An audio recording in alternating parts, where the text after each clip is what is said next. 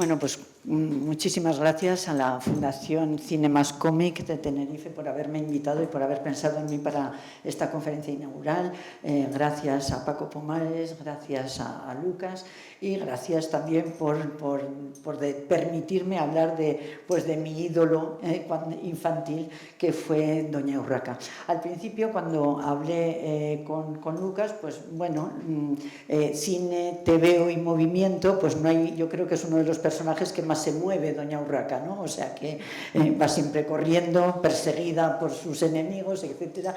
Entonces, bueno, las líneas cinéticas yo creo que definen a Doña Urraca casi más que su vestido negro. Pero cuando ya me fui metiendo en el personaje de Doña Urraca, pues me fui dando cuenta de que no era esa imagen que yo tenía de pequeña de Doña Urraca o que se tiene todavía hoy, que es una imagen pues un poco estereotipada de la bruja del TVO, ¿no? Tiene el look de bruja y entonces pues Doña Urraca es una especie de bruja que va persiguiendo a los niños, que maltrata a los ciegos, que tira piedras a todo el mundo, piedras, explosivos, lo que haga falta. Y entonces, bueno, me fui dando cuenta de que realmente era una mujer a la que la sociedad le había hecho así. Es decir, que ella lo que era una mujer independiente que había tenido que empoderarse en una España de los años 40, que es cuando ella nace como personaje, y que no le había quedado más remedio que ser así, una especie de bruja, pero había sido una cuestión de supervivencia para empoderarse como mujer. Así que realmente estoy convencida, entonces ya le dije a Lucas, voy a orientar la conferencia en este sentido, le pareció una idea buena y entonces pues seguí adelante y hoy vengo pues a demostraros que Doña Urraca no es una bruja de TVO al uso, sino que es una mujer empoderada que puede ser modelo para las mujeres, para las niñas que la lean y que quieran ser en un futuro mujeres empoderadas como ella. Voy a empezar presentando a su autor, Miguel Bernet Toledano, que firma como Jorge. Habréis, si conocéis se siguen reeditando, ¿no? las historietas del Pulgarcito, entonces a veces tenemos historietas de Doña Urraca que se reeditan. Luego hablaré un poco del problema que ha habido con la Doña Urraca de antes y después de Jorge.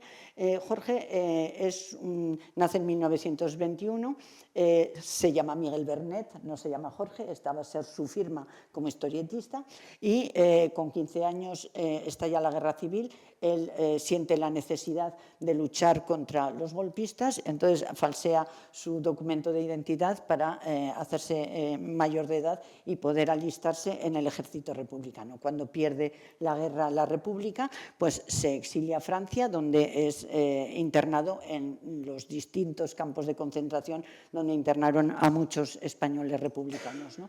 Y por fin vuelve a España en los años 40 y bueno, pues es purgado por su pasado de combatiente republicano y como veis ahí tiene que hacer primero un batallón disciplinario, luego integrarse en la Marina hasta que por fin le dejan libre de practicar un oficio que es el de dibujante, porque él era gran dibujante, empieza a dibujar para agencias, para revistas, hasta que ya en el año 44 decide hacerse historietista en un momento donde las revistas infantiles conocen un auge. A partir del 45 ya trabaja sistemáticamente para Bruguera y ahí, a partir de ahí empieza a firmar con el nombre de Jorge, que es el nombre de su hijo que había nacido en el 44. Entonces, en homenaje a ese hijo que acababa de nacer y al que había llamado Jordi, pues él va a firmar como Jorge.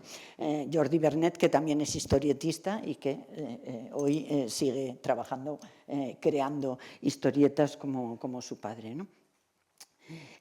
Voy a hablar un poco de Bruguera, de Pulgarcito y de Miguel Bernet, alias Jorge, en función de este trabajo que hizo para Bruguera. Jorge trabajó no solo en Pulgarcito, que era la revista más difundida, de más tirada, la más importante de todas las de Bruguera, sino que trabajó también para otras revistas, para DDT, por ejemplo, entre otras, ¿no?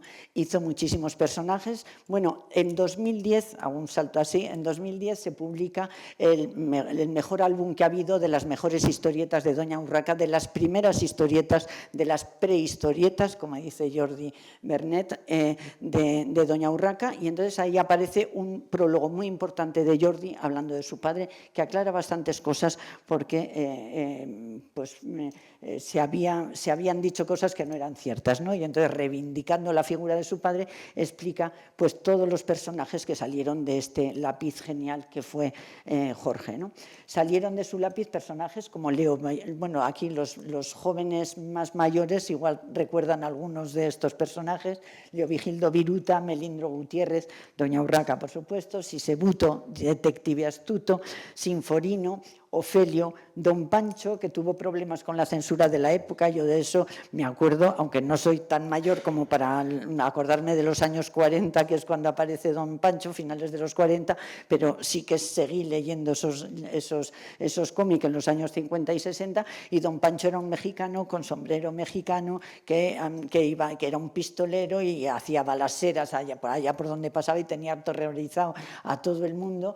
Y yo recuerdo a su mujer, que llevaba unas trenzas, y la censura le prohibió a Jorge que esa mujer saliera con trenzas por considerarse demasiado erótico, y las tuvo que recoger en un moño, ¿no? O sea que veis hasta qué punto se metía la censura en estas historias y hasta qué punto podía llegar a ser absurda, ¿no? Luego Don Simón, pequeño pero matón; Margarita Gutiérrez, la dama de los cabellos en vez de la dama de las camelias, ¿no? Doña Fila y sus hermanos; el mago Pirindolo, que al principio se llamaba Pirindola y le machacaron el nombre y lo tuvo que poner en masculino, ¿no? Entre otros muchos, pero el personaje, sin duda alguna, dice Jordi, de mayor popularidad del momento fue pues Doña Urraca.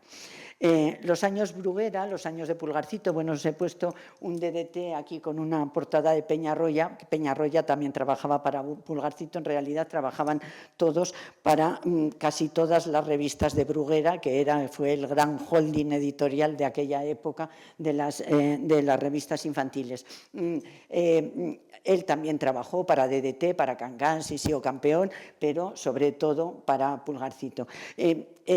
Trabajaban muchísimo y publicaban muchísimo, eran revistas semanales, y además tenían una tirada increíble, 350.000 ejemplares, unas cosas increíbles. Pero no por eso eran ricos. Aquí el que se hizo rico fue el señor Bruguera, como bien explica Jordi en este mismo prólogo que os he citado de 2010. El señor Bruguera, mediante sendos contratos leoninos, esquilmaba a todos los colaboradores los derechos de autor sobre su obra, e incluso la propiedad de sus dibujos originales. Todo pasaba a ser de su propiedad sin siquiera tener que comprarlo. Esto nos hará entender cómo después Doña Urraca pasa a manos de otros dibujantes sin que se pague ningún derecho de autor ni se respete la memoria de Jorge, ¿no? Llega la censura. Esto lo pongo también importante para que se entienda que hubo dos Doña Urraca, una antes de la censura y otra después de la censura. Paradójicamente, todos podemos pensar, los que no somos historiadores, ¿no?, como Paco, pues podemos pensar que después de la Guerra Civil, pues lo lógico es que la censura fuera más feroz que después, y que después se fuera ablandando poquito a poco, ¿no? La dictadura o dictablanda que se fue haciendo la dictadura franquista. Pero esto no es así en lo que se refiere a las publicaciones infantiles, porque las publicaciones infantiles en un primer periodo empiezan en el 45, empiezan ya estas tiradas importantes de Pulgarcito, de DT y otras, y entonces en esa época no hay censura de la prensa infantil. Por lo tanto, pues estos historietistas, la mayoría además de pensamiento de izquierdas, de pensamiento republicano, ¿no?, como Jorge, por ejemplo, pues tenían, no digo total libertad, pero tenían mucha libertad para hacer de sus personajes unos personajes bastante subversivos, al fin y al cabo, un poco como Doña Urraca, que hoy diríamos pues que es una señora anarquista. Hoy no sé si nos dejarían hacer un personaje como ese, que va lanzando cartuchos de TNT mete a diestro y siniestro, ¿no? O que va aterrorizando la ciudad con atentados pues, que se pueden calificar de anarquistas, ¿no? Y entonces, de repente, se crea el Ministerio de Información y Turismo. He puesto aquí a su primer titular en foto, de triste recuerdo, Gabriel Arias Salgado, que, bueno, pues aquí está en franca conversación, agradable conversación con los nazis en 1943, ¿no? Por deciros de dónde venía ese señor, ultracatólico, tradicionalista de las FET y las JONS, etcétera, ¿no? Pues este fue el primer titular del Ministerio de Información y Turismo y a partir de ahí los tebeos, lo que llamábamos tebeos, como aparece en el título de este congreso, pasaron a depender de la Dirección General de Prensa, ¿no? En el 52 pasa peor, se constituye la Junta Asesora de Prensa Infantil, es decir, ya algo específico para las publicaciones infantiles. Y hay un decreto del 24 de junio del 55, es decir, que entre el 52 y el 55 se urde toda una censura porque la dictadura franquista, este ministro, se da cuenta de lo importante que es para educar a los niños en los principios franquistas, ¿no? La prensa infantil, y entonces que hay que ejercer una censura férrea. Entonces aparece citado, esto lo he sacado de Jordi Cañissà, que tiene un artículo muy importante sobre las mujeres, los personajes femeninos en los tebeos, y que nos explica esto diciendo, el texto de este decreto del 55 dice que hay que orientar las publicaciones infantiles en un sentido positivo, es decir, que ya esos personajes subversivos tienen que desaparecer y marcar caminos de constante perfeccionamiento, es decir, que los protagonistas de estas historietas tenían que ser modelos a seguir dentro de ese tipo de vida que querían que lleváramos la dictadura franquista, ¿no? La consecuencia es, como dice Cañissà, una limpieza de cara en los contenidos de las series de Bruguera y abandonando el tono irreverente e iconoclasta de los personajes pioneros como son Doña Urraca, que se dulcifica o se edulcora a partir de entonces, Azufrito, que era un personaje de Vázquez y que era un diablo malísimo y que se hace más bueno, tenía un bonito nombre, y Doña Tula, que era la suegra de Escobar, que era estupenda porque esa era malísima. Yo dudé al principio entre Doña Urraca y Doña Tula, pero me cae mucho mejor como personaje Doña Urraca, claro. Doña Tula es más el fruto de una visión misógina de la suegra, el prototipo de la suegra malísima que hace la vida imposible a su yerno, vamos, la vida imposible, lo patea, lo maltrata físicamente, lo estrangula, le hace de todo a ese pobre yerno, ¿no? Y la censura coarta, pues, la libertad de los creadores, que dejan de poder dibujar libremente a la mujer, haciéndole seguir esas pautas en torno a esos tres ejes que son familia, política y religión. Entonces, yo hoy os voy a hablar de la auténtica Doña Urraca, y entonces, ¿qué son los factores que alteran a esa Doña Urraca? Primero, esa limpieza de cara a partir del 52-55. Entonces, Jorge Miguel Bernet nace en 1921, como os he dicho, y muere prematuramente, con 38 años, todavía no había cumplido 39, en 1960. Es decir, que la época de Jorge es del 48, que nace Doña Urraca, hasta el 60. En el 60, Jordi Bernet, su hijo, que le ayudaba a dibujar, con solo 15 años, tenía las mismas grandes dotes de dibujante que su padre, las había heredado, pues le ayudaba a dibujar, y decide continuar con Doña Urraca, se pone de acuerdo con el señor Bruguera para continuar con Doña Urraca. Lo hace un año más y en el 61 para. En el 61 lo cogerán otros dibujantes, que son March Smith, Torá primero y March Smith después, hasta el 87, cuando desaparece Pulgarcito. O sea que tenemos Doña Urraca para rato, pero mi Doña Urraca, de la que yo quiero hablar, pues esa acaba en el 60-61, y es sobre todo esa del 48-51, antes de que llegue la censura, porque aunque esté dibujando Jorge Jorge, entonces todavía, en el 52-55, pues entonces ahí, como ha dicho antes Cañiza, le obligan a dulcificar a esa doña Urraca y le dicen, ¿cómo que una señora sola, independiente, que se busca la vida ella, que se gana la vida? Eso es imposible, tiene que haber un hombre en su vida. Claro, casar a doña Urraca eso era imposible, ¿no? Porque las brujas no se casan, pero entonces le ponen un amiguito, el amiguito es Caramillo, y entonces, bueno, de repente ese carácter completamente asocial que tenía doña Urraca, pues se dulcifica gracias a Caramillo, con quien se entendía bien, se llevaban bien, hacían cosas juntos, bueno, y Caramillo era buenísimo, no era como doña Urraca, y entonces ahí les sirve un poco para neutralizar la maldad de doña Urraca. Eso lo dibuja el propio Jorge, pero por obligación de esa censura férrea. Y luego, por otro lado, pues lo que os he dicho, y Jordi, en este prólogo al que aludo siempre, porque, como os digo, aclara mucho las cosas, dice que la vergüenza fue que precisamente por ese contrato que el señor Bruguera había pasado con todos sus dibujantes, Bruguera tiene derecho a recuperar los dibujos de Jorge una vez muerto, y entonces encarga a Torá y a Marx Smith que redibujen, que retoquen, que rehagan historietas nuevas con los dibujos propios de Jorge, e incluso aparece la firma Jorge, porque el señor Bruguera era propietario hasta de la firma. Es decir, que podéis encontrar dibujos, una vez que Jorge se ha muerto, encontráis historietas firmadas Jorge que no son de Jorge, las que son ya con los bocadillos escritos a máquina, las que son en color, ahí veréis Jorge, no es Jorge. Son estos sucesores dibujantes de Bruguera a los que Bruguera les decía, seguid con doña Urraca, que esto tiene buenas ventas, ¿no? Y bueno, pues es de lo que se queja Jordi Vernet, que su padre fue de alguna manera expoliado, aparte de que el personaje perdió muchísima fuerza, ¿no? Entonces yo os voy a hablar de la doña Urraca auténtica, es decir, que me voy a centrar sobre todo en las historietas del 48 al 51, 52, pongo algún caramillo por ahí para que veáis esa otra fase, pero me voy a centrar fundamentalmente en esta.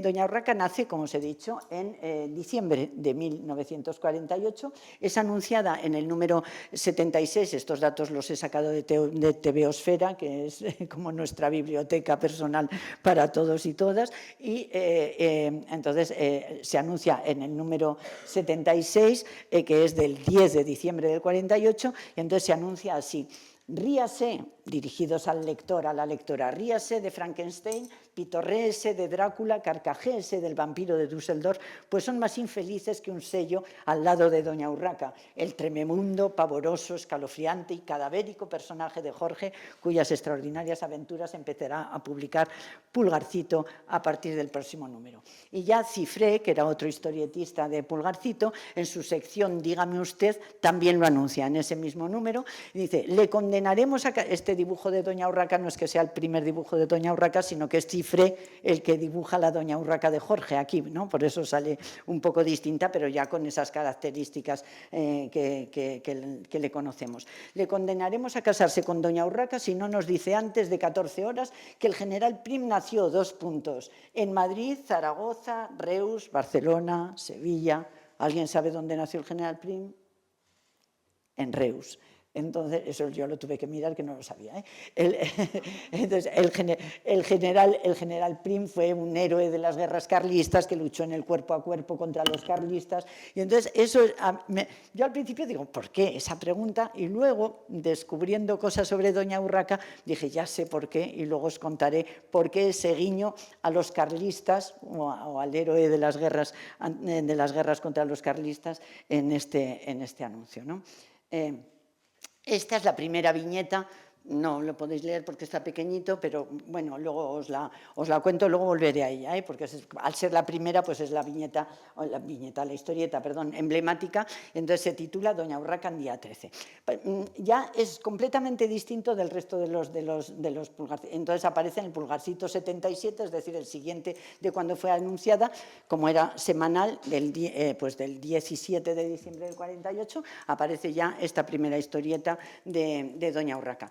y yo he podido, gracias a TV Osfera, leer El Pulgarcito ese 77 entero, y no tiene nada que ver con el resto de las historietas, es decir, que es una historieta que nos recuerda más como aquí somos de cine también, al Nosferatu de las primeras películas de terror, o al cine expresionista alemán, que a los otros que a Zipizape, ¿no?, del Pulgarcito. Entonces ya aparece en sombra chinesca al principio para que quede claro, y luego ya empieza, pues eso, día 13, jaja, hoy es mi día predilecto, ¿no? O sea que ya vemos el personaje, ¿no? Día de desgracias y, esperar que lo leo regular, y, bueno, de desgracias, sí, me lo sabía de memoria y se me ha olvidado. Bueno, viva el día 13, sí, yo creo que lo podría leer y no me acuerdo. Bueno, a ver, entonces tenemos, entonces tenemos un personaje que es un personaje siniestro, que lo que quiere es que le vaya todo mal a todo el mundo, ¿no? Luego vemos el siguiente, hay un accidente de coche, bien, es del día, empieza bien, ¿no? Bueno, pues entonces vemos que es otro tipo de personaje distinto, y además, pues es una mujer, y una mujer que es protagonista, que da título a la serie, ¿no? Entonces, esto, según retomo lo que dice Antonio Altarriba en su canónico libro en la historia del TVO en España, o la España del TVO, y donde explica que los personajes de los TVOs eran mucho más numerosos, los personajes masculinos, que los femeninos. Y si había personajes femeninos, en general eran secundarios, es decir, que teníamos pues a la mujer de Don Pío, que era doña Benita, que lo único que hacía era hacerle la vida imposible a don Benito, pero el protagonista era don Benito, o Luisito, el sobrino que vivía con ellos, que no sabíamos muy bien por qué era sobrino y no era hijo, y doña Benita siempre estaba pensando, diciéndole a su marido que tenía que ganar más dinero, pues para comprarse ropa, para comprarse el abrigo de bisón, esas cosas, ¿no? O tenemos pues a los famosos Tipizape en la otra viñeta, he puesto ejemplos de los principios de ambos personajes. Bueno, pues ahí los protagonistas eran los niños Tipizape, que aquí aparecen de espaldas con un don Pantuflo Zapatilla. ¿Os acordáis del padre, que era un auténtico torturador? Las mayores torturas que se han hecho a los niños las hacía don Pantuflo a sus hijos, porque hacían trastadas o no, a veces iban con buena intención a hacer cosas que bien, con la mejor de las intenciones, y como les salía mal y rompían un jarrón, pues ya se la habían cargado y eran hervidos, ¿no?, en una cazuela a 90 grados, y de ahí no salían. Bueno, pues ahí estaba doña Jaimita, que no pintaba nada, o sea, era la madre de Zipizape y la esposa de don Pantuflo, pero no eran nada más. Tenía muy poco protagonismo, no hablaba casi nunca, lo poco que hablaba era para darle la razón al marido, a veces se atrevía a decir no les pegues tanto, o no los estrangules, pero vamos, no tenía, es decir, que las funciones eran funciones realmente secundarias, y eran pues esposas, madres, abuelas, y sí eran protagonistas, como veis en las de arriba, os he puesto ya aunque son personajes antiguos, os he puesto ya en la época más posterior para que las distingáis mejor, ¿no? Son personajes que duran hasta el 87, hasta que desaparece el Pulgarcito. Y pues estaba doña Tula, que era la suegra, esa suegra malísima, que os mira al pobre yerno que está ahí arrodillado delante de ella, bueno, pues se pega todas las historietas pateándolo, etcétera. Entonces esta era de profesión suegra, es decir, que cuando las mujeres tenían profesión, pues era ese tipo de profesiones, o profesión suegra o profesión solterona, como las hermanas Gilda de Vázquez, ¿no?, que era profesión solterona, vivían las dos juntas. Casi nunca aunque fueran protagonistas, como en estos ejemplos que os he puesto arriba, no estaban solas, siempre había por lo menos una pareja, ¿no? Entonces, como es el caso de las hermanas Gilda, Leovigilda y Hermenegilda, ¿os acordáis? Y bueno, pues eran las dos hermanas solteronas, una buena pero un poco tonta, la otra con malas pulgas pero más lista, que la tenía la otra martirizada. Bueno, luego estaba Petra, criada para todo. Petra, que era un personaje enternecedor, era una chica que había venido del pueblo a servir a la ciudad y se había entrado a servir a casa de doña Patro, que es esa señora oronda que tenéis ahí, y la pobre estaba completamente esclavizada, por supuesto, como buena criada de aquella época, pero bueno, le salía todo regular porque pues era analfabeta, de hecho tartamudeaba, ¿no? Bueno, esa era parte de la gracia de Petra. Entonces, como veis, o eran dos hermanas solteronas, o eran señora y criada, eran un dúo. Blasa, que era la portera de su casa, que es de Escobar también, pues era Blasa con los inquilinos, con los habitantes de la casa de donde ella era portera, y doña Tula sin el yerno no es nadie. Es decir, que todos esos personajes, a pesar de ser protagonistas, pues siempre aparecían en dúo, y sobre todo pues con unas profesiones, sí tenían, que era la excepción, pues profesiones propias de las féminas de esa época, es decir, portera, criada, como mucho, patrona de pensión, eso era lo que podían ser. Entonces, de repente, pues aparece doña Urraca, y doña Urraca luego ya veremos que sabe hacer de todo y trabaja de todo. No solo sabe hacer de todo, sino que ejerce todos los trabajos tradicionalmente masculinos, algo que no aparece en ningún otro personaje de la época, ¿no? Entonces, bueno, el físico también contrasta con esos físicos que hemos visto, ¿no? Pues las mujeres, las señoras de, por ejemplo, es curioso que doña Benita, la mujer de don Pío, hasta el año 50 es morena y luego la ponen rubia, cambia, ¿no? De morena a rubia. Bueno, pues entonces las mujeres positivas, las esposas, las madres que eran buenas, tenían que aparecer como rubias, con un físico relativamente gruesas, porque en una época de la posguerra, donde en España todavía se pasa hambre, pues el estar flaco no era hermoso, ¿no? Y entonces, pues, es decir, que aquí doña Urraca contrasta con todos los ejemplos, con todos los prototipos de mujer de la época. Bueno, pues para empezar es muy flaca, ya lo vemos, luego va vestida siempre de negro, pero no porque vaya de luto ni nada, sino porque a ella le gusta vestir de negro, con ese vestido largo. Luego lleva una capelina, ya veremos, bueno, os diré mi teoría sobre la capelina. Lleva unos zapatos muy puntiagudos, también os diré mi teoría, y luego lleva unas medias de rayas, aquí no se le ven mucho, pero siempre se le asomaban las enaguas y las medias de rayas, y luego lleva ese moño recogido y unas gafas de hipermétrope que le hacen unos ojos muy saltones cuando no se le saltan de verdad, como en la viñeta que os he puesto ahí debajo, y luego lleva un paraguas que nunca le sirve para guarecerse de la lluvia, para protegerse de la lluvia, sino que lo utiliza como arma ofensiva, ¿no? Entonces arrea porrazos con el paraguas a diestra y siniestra, incluido al elefante que tenéis ahí fuera de cuadro en esa imagen, ¿no? Entonces, bueno, esas son las características físicas de doña Urraca. También tiene una boca un poco torcida, no se sabe si es que dientes sí que tiene, porque de vez en cuando aparecen, pero parece como que tiene la boca torcida. Bueno, es decir, es el antiprototipo de la mujer bella de esa época.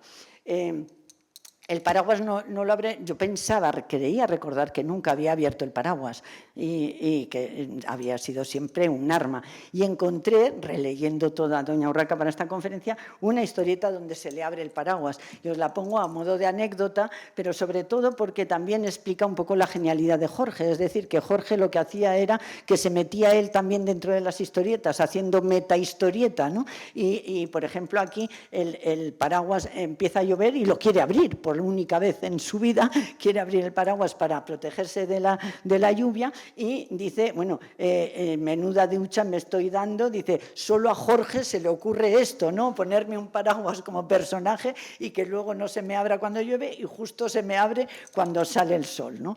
Y aparece, bueno, luego no lo puede cerrar y todo el mundo se ríe de ella en la calle. Esta doña Urraca está chiflada, que era el comentario siempre que aparecía en todas las historietas recetas de doña Urraca, ¿no? Bueno, esto era una anécdota sobre el paraguas y vuelvo a doña Urraca en día 13 para explicaros el carácter de doña Urraca. No solo el físico responde, bueno, se me ha olvidado esa nariz aguileña tan prototípica de las caricaturas de los personajes malignos y en concreto de las brujas. Entonces ya hemos visto las medias de rayas también son de las brujas, o sea que hemos visto que su físico corresponde al físico de una bruja de tebeo y el carácter pues va a ser lo mismo, es decir, que vuelvo a esta viñeta del día 13, se alegra siempre de las desgracias ajenas, para ella no hay mejor espectáculo que un funeral o que un entierro, ¿no? Entonces, bueno, pues aquí tenemos el accidente de tráfico, luego pues se regodea haciéndoles faenas gordísimas a los discapacitados, en concreto a los ciegos, tiene debilidad por fastidiar a los ciegos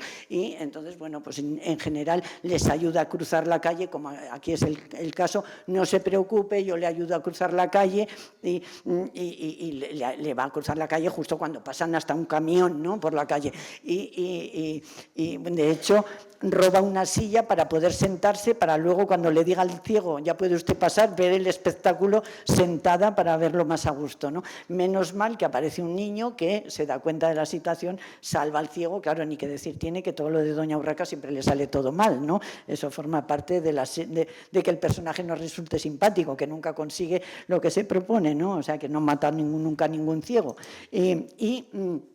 Y aquí aparece un niño y al niño le suelta una torta, un plaf ahí que tenéis en medio de la historieta, porque los niños eran sus grandes enemigos. Entonces se ríe de las desgracias ajenas, se carga a todos los ciegos que puede y luego a los niños les arrea guantazos siempre que puede, como es aquí el caso, ¿no? Entonces, como veis, también por carácter se parece a una bruja. Luego de vez en cuando aparece un gato negro por ahí en algunas historietas y luego también hace pócimas, es decir, que bueno, tenemos ahí las características realmente de lo que sería una bruja, ¿no? Es lo que dice Vázquez de Parga, y os doy esta cita que me parece bonita. Doña Urraca se dedicaba habitualmente a soliviantar a la gente, a sembrar cizaña entre la gente de buena voluntad para activar los malos instintos y aprovecharse alevosamente de los más débiles. Un cortejo fúnebre era para ella el más hermoso de los espectáculos. Un accidente sangriento se convertía en una broma, una desgracia en motivo de regocijo y consecuentemente la gente la temía, se apartaba de ella porque su sola presencia inspiraba repugnancia. Y a pesar de todo, doña Urraca era un personaje simpático, con todo su rencor, con toda su perversidad, con todo su aire maligno, doña Urraca hacía reír y en ello radicaba su éxito. Jorge a través de ella se reía del mal y hacía que los lectores rieran también. La alargada silueta de doña Urraca aplaudiendo en los entierros, empujando a los ciegos, abusando de las viejecitas, dando patadas a los perros o asustando a los niños con su horrible rostro sonriente, provocaba la risa, quizá porque, por paradójico que parezca, hacía todas estas cosas con cierta gracia y, por supuesto, sin llegar nunca a conseguir sus malvados propósitos. Bueno, pues esta sería doña Urraca. Luego me interesó los antecedentes de doña Urraca, en qué personajes se inspiró Jorge en doña Urraca. Bueno, todos sabemos que Willy Divito y su Fulmine, que es maravilloso, ¿no?, fue el que inspiró el Mortadelo de Ibáñez. Ahí tenéis a Mortadelo de Ibáñez, que nace en el 58, tenéis el primer Mortadelo que es clavado a Fulmine, ¿no? Entonces, bueno, tenemos... pero se dice menos que doña Urraca también tuvo inspiración en ese Fulmine. La verdad que en mujer se parece mucho y, como veis, lleva el mismo paraguas. O sea que esa podría ser una primera inspiración, al menos inspiración gráfica, de Jorge para su doña Urraca. Luego también se ha asociado, Antonio Altarriba lo dice en las varias páginas, extensas páginas que dedica a doña Urraca en su historia del tebeo en España, habla de su similitud con la urraca, con esa ave córvida. Pues el pico es la nariz aguileña de doña Urraca y el plumaje negro pues recuerda a doña Urraca, también esas patas flacas, que son las piernas flacas de doña Urraca, y esos zapatos puntiagudos pueden ser incluso los dedos del ave que lo recordarían. Luego yo pensé también que por qué no podía ser la reina doña Urraca I de León, que fue la primera reina de derecho pleno como reina en toda Europa y que es la que tenéis representada aquí y que justificaría esa capelina que nadie sabe de dónde sale, ¿no?, que lleva doña Urraca, luego pues de los faldones de los mantos regios aparece el armiño blanco, y esa enagua que aparece por debajo del vestido blanco de doña Urraca, pues podía recordar al armiño ese del manto de doña Urraca I de León. Y luego mi mayor descubrimiento, porque esto ya me sentí eufórica, con María Rosa Urraca Pastor, alias doña Urraca, una carlista. Y de ahí entonces a lo mejor la pregunta de Cifré sobre ¿sabéis dónde nació Prim? Que combatió a los carlistas, y esta era una gran activista carlista durante la Guerra Civil y que luego, por supuesto, apoyó el golpe de Estado de Franco. Y si no llegó a más después de la guerra, sus momentos de gloria fueron antes de la guerra, fue porque ahí tuvo la sección femenina, fue la que ganó entre las margaritas de las carlistas y la sección femenina de doña Pilar Primo de Rivera, pues ganó la sección femenina, que fueron las que coparon ese espacio femenino en la dictadura franquista. Entonces esta mujer, pues que murió tarde, en el 82, 84, pues fue una mujer muy activista y que podía haber tenido un rol importante en la dictadura franquista si no hubiera sido porque la sección femenina les quitó un poco de protagonismo a estas pseudo-feministas, que no lo eran, claro, carlistas, que formaban ese grupo ultracatólico y ultratradicional de las cavernas. Se autodenominaban cavernícolas ellas mismas, las famosas margaritas, de las que ella era el personaje más importante, ¿no? Doña Urraca tenía una característica. Entonces me metí en el Museo Carlista de Madrid, que tiene todo digitalizado y tiene todos los artículos sobre esta doña Urraca. Urraca era su apellido, pero sus detractores, los enemigos de los carlistas, la llamaban, antes de la guerra ya le pusieron de apodo doña Urraca, precisamente porque se parecía a esa ave, ¿no? Que croaba mucho, ¿no? Y entonces, era tan sulfurosa esta señora que donde iba organizaba un lío tremendo, y entonces acababan a pedradas y hasta a tiros. Entonces me leí todos los artículos sobre doña Urraca, os he puesto los títulos para que veáis, porque parecen títulos de historietas de doña Urraca de Jorge, ¿no? Al regresar de un mitin tradicionalista en Fuencarral, los concurrentes son agredidos a tiros y a pedradas, eso ella la agredida. Doña Urraca da lugar a graves incidentes, extremista, peligrosa, habla doña Urraca y hay tiros y bombas, o sea, como la doña Urraca nuestra. Doña Urraca nuevamente da lugar a incidentes. Doña Urraca y Maeztu, su enemigo, claro, provocan un escándalo y la hilaridad de la gente. Vaya pájaro, la llaman así, ¿no? Por donde quiera que va, doña Urraca arma el escándalo. Doña Urraca pedreada. Bueno, entonces, claro, me recordaba tanto a doña Urraca que digo, además hasta se dan un aire, porque tenía la nariz bastante prominente. Entonces digo, bueno, es indudable, me parece a mí. No he tenido tiempo de hablar con Jordi Bernet, con el hijo, para ver si podía confirmarme esto, porque andaba ocupado. Lo conseguí localizar a través de Kim y entonces, pues bueno, me queda esa conversación pendiente, pero estoy convencida de que esta fue el personaje real que inspiró directamente a Jorge. Lo que pasa es que el propio Jorge al principio la cogió como personaje antipático, prototípico del mal, y que va organizando escándalos y que nadie la quiere y todo el mundo la apedrea, y al final la hace tan simpática que luego ya nos cae bien y nos parece bien que organice esos escándalos, a diferencia de esta señora. Quizás por lo que digo aquí, que no tiene una ideología como esa inspiradora del personaje que tenía una ideología ultracatólica carlista, ¿no? Sino que doña Urraca, la única ideología que podemos decir que tiene es que cuanto peor le vaya a la gente, mejor le va a ella. Ese es su único principio ideológico. De forma que, Antonio Altarriba, aquí os pongo la reedición, porque estaba agotada la edición de 2001 de Planeta desde hace mucho tiempo, y él ha rehecho toda la edición, la ha corregido, la ha mejorado. Como él dice, estoy corrigiendo mi tesis a estas alturas de la vida, ¿no? Y entonces la ha publicado hace poco en la Universidad de León, o sea que ahora tenéis nuevamente el libro disponible y mejor, porque más ilustrado que la edición original de Planeta. Y entonces aquí, cuando habla en esas extensas páginas sobre doña Urraca, la llama la sibarita del mal. A mí me parece que es muy acertado, es decir, que es que le gusta, le encanta hacer el mal por el mal, no es que tenga una ideología o unos enemigos a los que combatir, sino que le gusta el mal por el mal. Y luego la califica también Antonio Altarriba de misántropa y dice, es una mujer de enarcadas de forma, bueno, eso, las cejas para Antonio ve como unos cuernecillos de diablo, o sea, que la ve como diabólica, y entonces que le parece como una condensación, como el diablo mismo, ¿no?, de maldad y mala leche, pero nunca por resentimiento. Entonces, eso es lo que a mí me parece que hace interesante al personaje, o sea, que no es una mujer resentida porque como es tan fea, ningún señor ha querido casarse con ella y por eso se ha quedado soltera y luego no ha tenido hijos y la pobre está frustrada porque como no ha tenido hijos, por eso odia a los niños. No, o sea, ni está frustrada por no haberse casado, ni está frustrada por no haberse tenido niños, es mala así sin más, no resentida.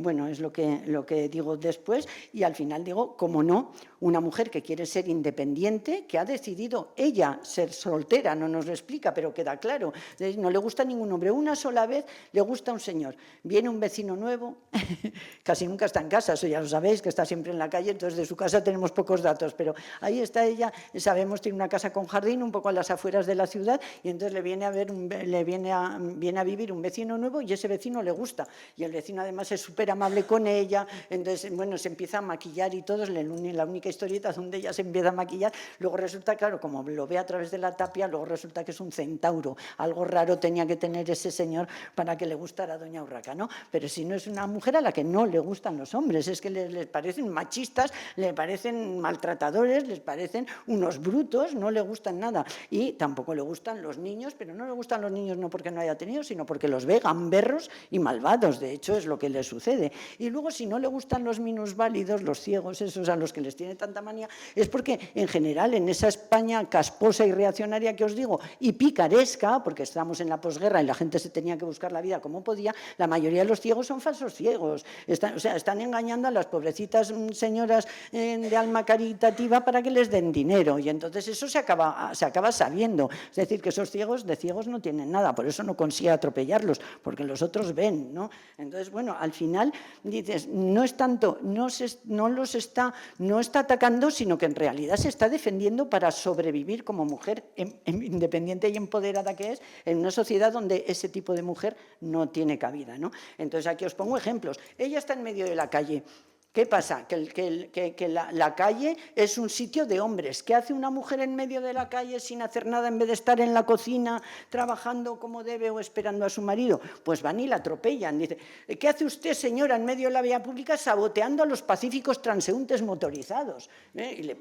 Y se la carga, ¿no? O sea que, bueno, el gamberro aquí es él, no es ella, está claro. Luego aquí ella es majísima, encima es una mujer cultísima, ¿no? Y entonces quiere aprender a bailar, ¿no? Dice, pues no sé bailar, pues ve un anuncio porque lee los periódicos, todos los periódicos, La Monda, La Oca, La Reoca, se los lee todos, o sea que está al día de todo lo que sucede, y ve un anuncio para ir a aprender a bailar. Pues me apunto, con la mejor intención del mundo. Y el profesor este de baile, sin venir a cuento gratuitamente, solo porque es fea, la lanza por los aires, le da unos porrazos tremendos, o sea, y bueno, al final acaba ella dándole porrazos al profesor de baile, pero porque se los ha ganado, porque ya lo que iba era aprender a bailar sin más, ¿no? O sea, que la agresión gratuita ha venido por parte... Y luego ni qué decir de los niños eran unos gamberros entonces mucho más que ahora, ¿no? Yo me acuerdo porque yo era gamberra también entonces están con la cerbatana y tirándole ahí garbanzos, ¿no?, a todo el que pasa, incluido a doña Urraca, pues que se mosquea porque le ha caído ahí,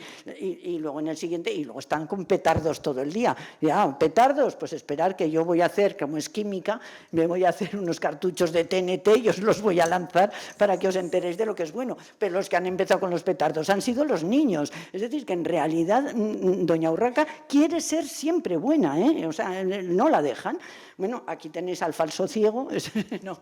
Oye, Celedonio, ¿has visto a doña Urraca? Y dice, no, falso ciego, ¿no? Es que eran así. Entonces, claro, pues por eso no le gustaban a doña Urraca los ciegos, ¿no? Y aquí tenéis una historieta donde doña Urraca decide ser buena, porque hay un señor que se tropieza con una piedra y dice, la culpa es de doña Urraca. Dice, claro, no me extraña, dice la pobre, que me echen las culpas de todo lo que pasa, aunque no haya sido yo, porque como soy tan mala y hago siempre trastadas, pues es normal. Hoy en esta historieta voy a ser buena. Y es buena y de repente vienen dos, la meten en un saco, ¿no? y la emprenden a porrazos. Siempre los porrazos aparecen con croc ahí, con las exclamaciones que tapan la paliza para un poco para suavizar la cosa, ¿no? La meten en el saco y resulta que es un señor que en su lecho de muerte, como última voluntad, ha pedido que le den una paliza a doña Urraca, ¿no? Delante de él, y así se va a morir tranquilo. Y entonces estos señores, que son los herederos, han cogido a doña Urraca, la han metido en un saco, le dan una paliza delante del señor, y al señor le gusta tanto que se cura y todo, ¿no? Y les da el dinero a los... Bueno, y aquí ella no ha hecho nada tampoco. Por eso os digo que doña Urraca es buena, y lo que pasa es que no le perdonan que sea una mujer distinta de las demás, una mujer empoderada. ¿Por qué es una mujer empoderada? Aquí entra mi teoría, ya voy a ir más rápido. Doña Urraca desafía a la sociedad heteropatriarcal. ¿Cómo? Primero, por invadir el espacio público, os lo he dicho. O sea, no está en la cocina, donde tienen que estar todas las mujeres de esa época. Está siempre en la calle, yendo, viniendo, trabajando, haciendo trabajos que son tradicionalmente de hombres, y eso pues no se lo perdonan. O la atropellan, o como veis aquí, está frustrada, entonces ella está en la calle, viene un señor a saludarla, él piensa que la van a saludar a ella y ella es invisible, porque las mujeres no somos visibles en la calle, y saluda al que está al lado, ¿no? Entonces la primera infracción a las normas de la época es que invade el espacio público. Luego, que propone otro canon estético. Es curioso, bueno, aquí os he puesto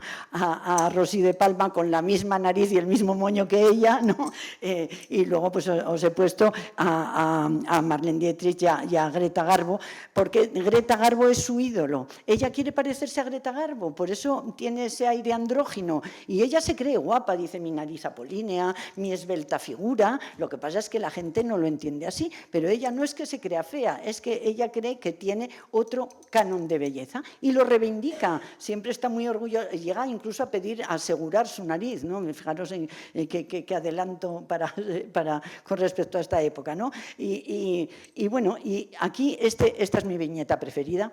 Doña Urraca es un tenorio. No sé cómo pudo, eso es la prueba de que hasta el 52 no hay censura, porque es una historieta claramente lésbica, donde ella decide que con ese figurín que Dios le ha dado, bueno, Dios no, porque Dios no aparece nunca, ese figurín con el que ella ha nacido, pues se va a poner el traje de su tatarabuelo, que era presidente honorífico de la Sociedad de Caza de Grillos, y se lo va a poner para salir a la calle, para que no la reconozcan. Se traviste nombre para que no la reconozcan, porque está harta de salir a la calle, que le tiren piedras, nada más salir a la calle sin haber hecho ella nada, ¿no?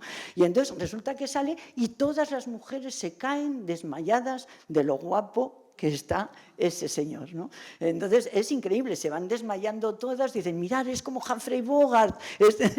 Y ella, cuando se pone el traje, dice, me he visto como Greta Garbo, como la Greta Garbo esa, dice. Entonces, como veis, tiene sus referentes estéticos, que no son los de las señoras españolas de la época, y las enamora todas, de forma que al final acaba siendo aporreada, como siempre en todas las historietas, pero por los maridos celosos. ¿Veis?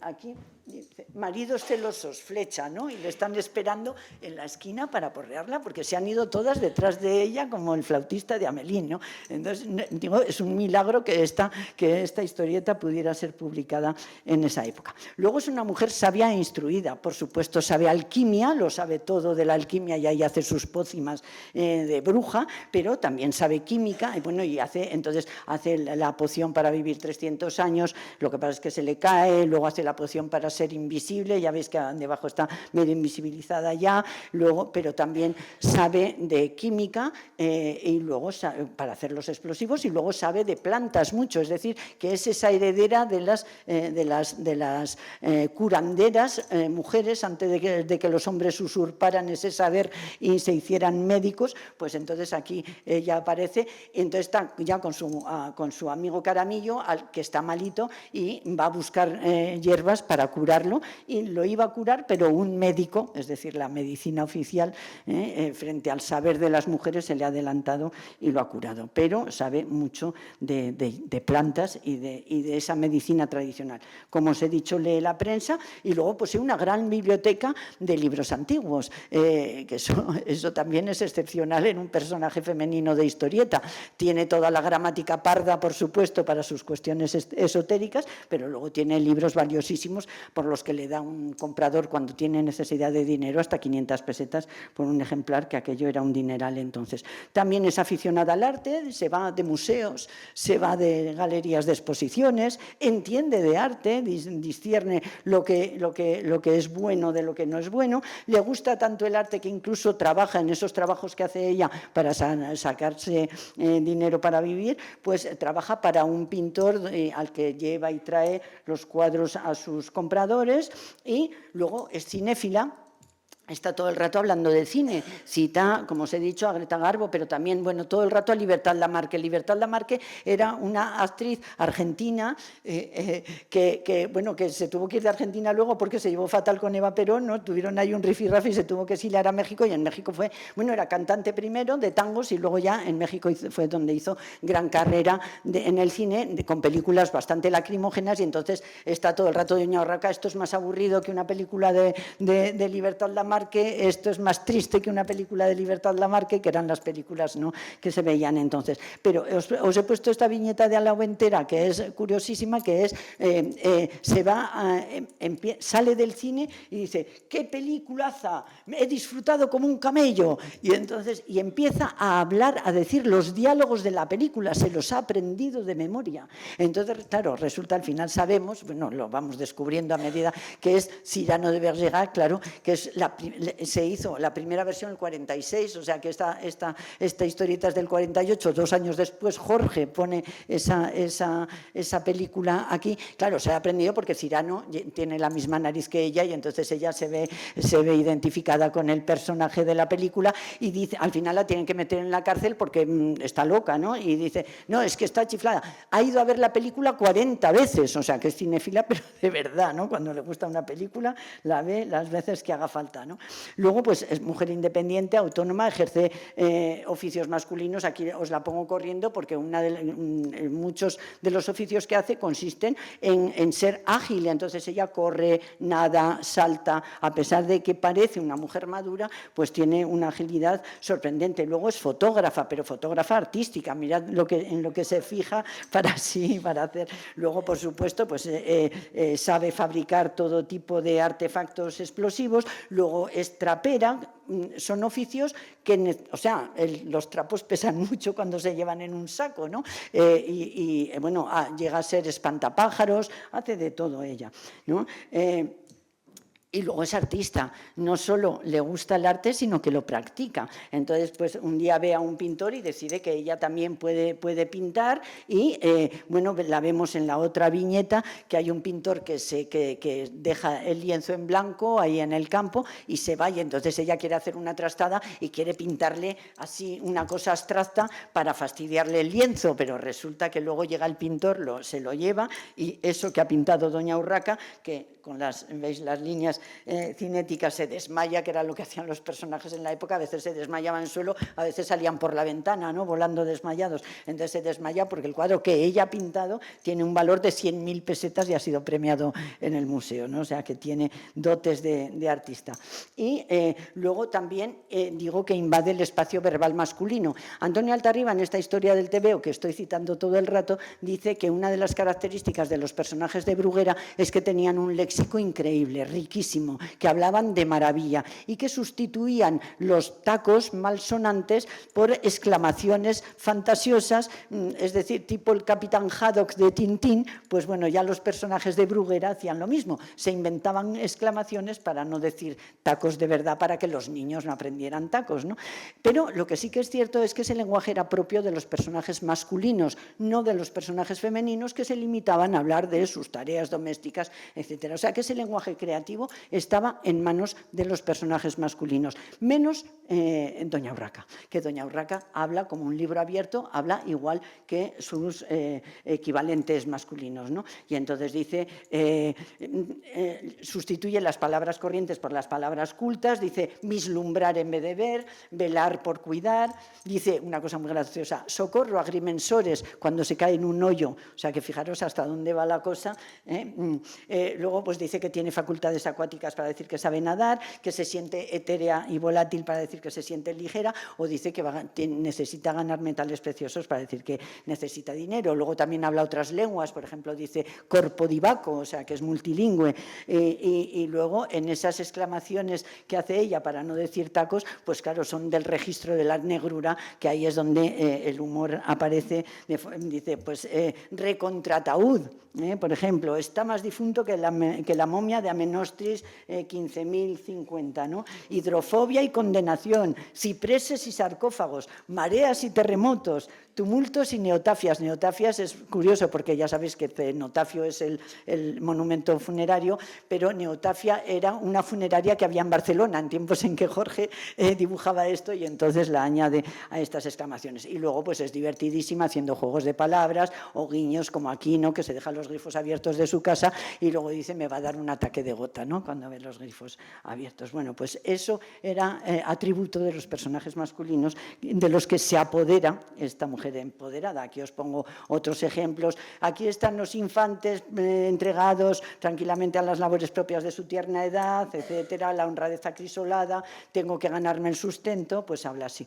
Y por fin es ecologista, bueno, digo por fin, luego viene la última, es decir, que le encanta el campo. Y no solo le encanta el campo, bueno, hay personajes que van al campo en las historietas de Pulgarcito, pero suelen ir a hacer picnics, que ya era algo que estaba de moda en la época, pero aquí doña Urraca va al campo porque le gusta el campo y le molesta la gente en el campo, es decir, que ella ya ha entendido que la humanidad lo que va a hacer en el campo es destrozarlo, ¿no? Y entonces se pone muy nerviosa cuando ve demasiada gente cogiendo setas o yendo a merendar, y entonces le vemos aquí una conciencia ecologista clara. Y por fin pongo con doña Urraca anarquista, porque como buena pícara de su época, pues también roba, ¿no? Bueno, hasta Caramillo roba, en aquella época robaban todos los personajes de Pulgarcito, ¿no? Pero roba solo a los ricos, es decir, que elige la presa, ¿no? Y entonces cuando ve a una señora con abrigo de visón o con un zorro alrededor del cuello, no perdona, sobre todo que ella está con el vestidito negro y está pasando mucho frío, entonces lo roba para ponérselo ella para no pasar frío, ¿no? Y luego, pues eso, pues luego manda anónimos a toda la ciudad para generar el caos. Esta noche vas a morir a las 12 de la noche, entonces se organiza un lío en la ciudad tremendo, ¿no? O fabrica el TNT para destruir la ciudad, dice ella, pero luego nunca la puede destruir porque siempre hay un niño que le tira un petardo por la ventana de la casa y explota ella con el TNT, ¿no? Bueno, pues esto me va, que me perdone la señora a la que le hice la foto, pero cuando estaba justo acabando esta conferencia en Bilbao, me subo en el metro y veo a esta señora y le hice una foto sin que se diera cuenta y digo, es que es clavada, de verdad. Digo, pues esta es la prueba de que doña Urraca no ha muerto. Bueno, pues muchas gracias.